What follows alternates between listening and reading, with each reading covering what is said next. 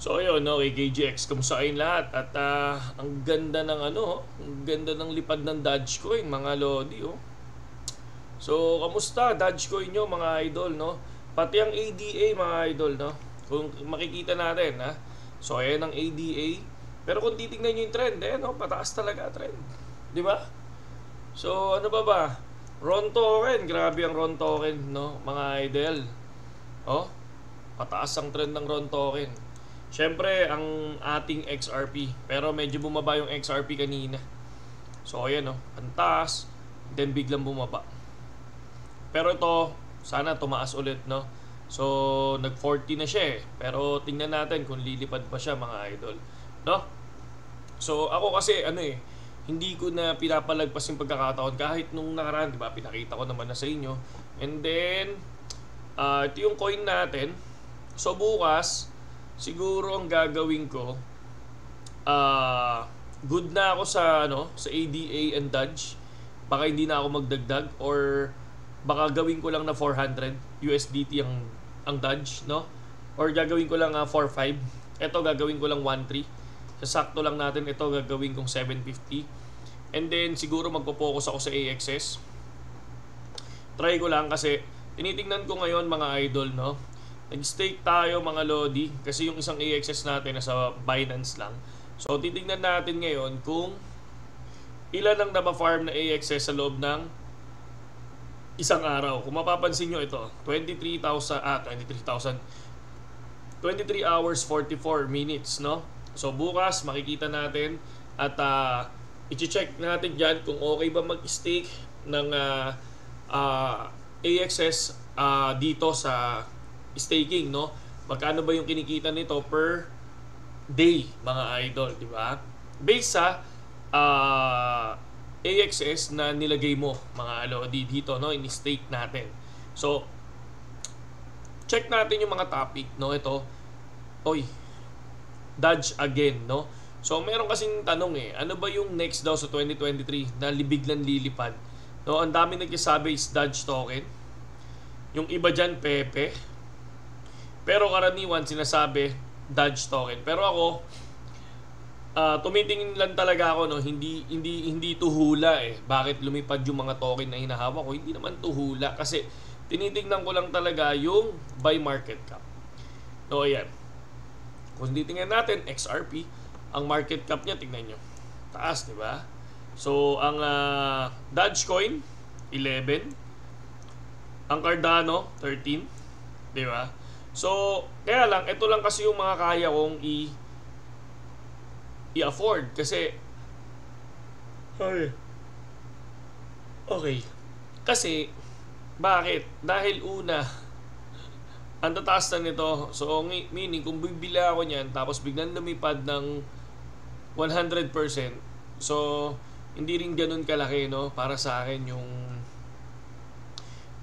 pinakakita ko. So ito yung Cardano at Dogecoin. So ito pag biglang lumipad, so parang mabilis. Ang bilis nung ikot para sa akin ng profit. Pero syempre high risk din 'yan. So pag bumaba din siya ng mas mababa, 'di ba? Kunyari naging piso. So 50% agad na wala sa asset mo, 'di ba? Pero ang maganda lang sa spot, mga idol, no? Ang maganda lang sa spot, grabe to. Grabe ang sol, no? Grabe ang sol. Kaya ang sarap, 'di ba? Ang sarap kapag ka sa market cap kay. Alam niyo, ang sol 500 pesos lang 'yan noong nakaraan. Pero tingnan mo, mataas yung market cap niya, naging 60, mga idol, no? So, ganun din ang XRP, nasa market cap. Kaya ako naniniwala na ako sa market cap ngayon Kasi dati hindi ako naniniwala sa market cap. Hindi ako naniniwala sa market cap. Etong Tiron, I think baka bilhin ko din. Hanggang 5. Yan. So, nasa hanggang 5 tayo. So, I think Tiron. So, Tiron, bala kong bilhin and Polygon. Subukan natin yan. Tiron and Polygon. Yan yung next coin natin. Doon lang tayo sa mga 0.1, 0.8. Hindi tayo aabot doon sa iba. Shiba Inu. Shiba Inu dati, di ba? Sa taas ang Shiba Inu, pero pababa ang Shiba, no? Pero ang dami nagsasabi, baka biglang lumipad ang Shiba Inu, So, kung titingnan nyo naman, lumipad na yan, no? So tayo dito, pinapakita ko lang sa inyo kung ano yung assets natin. Ito yung assets natin. Total natin ay, ayan, nakikita nyo naman yung total ng ating investment. So ayan yun. And then meron tayong total PNL ngayon na 45 USDT. So kung titingnan nyo, may 2K ka na mahigit, no? 2K or 2.5 mga idol, no? 2K or 2.5. So ako, tulad nga ng sinabi ko, bumagsak man yung presyo na yan, yung 50K na yan, para sa akin, bumaba man, wala na ako magagawa. Ito, BGB, i-stake natin yan. Ang ginagawa ko dyan, ini-stake natin mga idol yan. I-stake mo lang yan kasi BGB is a coin ng BitGet yan mga lods, no? Pwede mo siyang i-stake kahit saan mo gusto mga idol, no? Yun yung maganda sa BGB mga lodi. Ayan, BGB staking, ayan.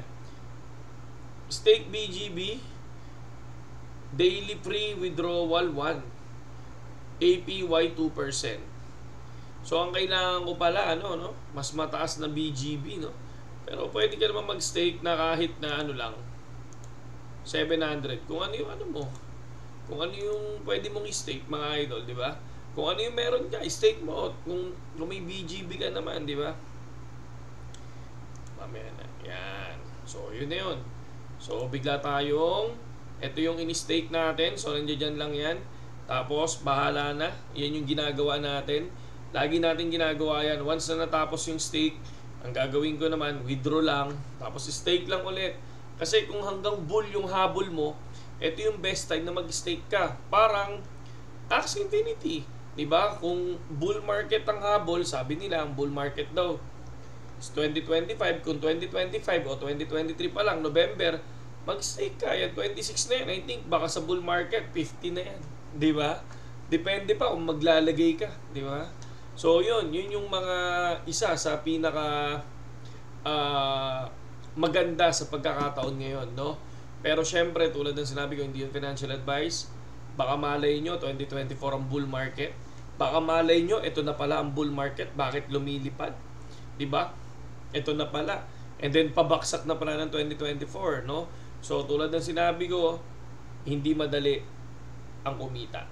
May risk mga idol. Maraming nag-hype ng 2025. Maraming nag-hype ng 2025, no? So pwedeng ibahin ng whales yan. Pwedeng ibahin ng whales yan soon, di ba? Kaya kung ako katulad nito, umangat na, kunyari umangat na yung assets mo, umangat na yung pera mo. So natuwa ka na sa profit mo. Kunyari 800 lang to eh. So ngayon 1251. So kung okay ka na diyan, pwede mo naman na i-take profit diyan, mga idol. Pwede niyo nang i-take profit, no? And then ito nga pala, nag-withdraw ako ng RON 2, sinubukan ko lang Ronin Network. Pwede pumasok sa Ronin Network mga idol. No? Importante para sa akin may laman yung may laman yung platform natin kaysa wala mga idol, no? Huwag kayong tulad ng sinabi ko, talagang para sa akin mas okay kung may laman na yung mismong platform nyo ngayon mga idol, no? So para sa akin yun lang naman yung nakikita ko ngayon na mga news at gusto ko lang i-share yung ginagawa kong pagre-research mga idol. Gusto ko lang i-share yon, pero hindi yun financial advice lahat mga idol. Okay? So pinapakita ko lang din kung ano yung mga coins natin para alam ninyo, no? Para ito para makita nyo lang kung ano yung mga binibili ko mga idol. Ayan. So ang BGB natin ngayon is 35 na lang. KGX, bakit 35 na lang yan? Nag-stake tayo. Okay? Nag-stake tayo at BGB staking, eto siya. No? Pwede nyong i-redeem, no? Pwede nyong i-redeem yan, pero wala pa kayong ma-redeem. Wala pa, ayan, pwede nyong i-redeem yan, no? Pwede nyo naman kunin anytime, pero pwede nyo nang i-stake yan. Pwede ba? Kunin natin, max. Hindi na pwede 35. Minimum of 100 BGB. Okay. So, yun lang sa ngayon, KGX, at magandang umaga sa inyong lahat mga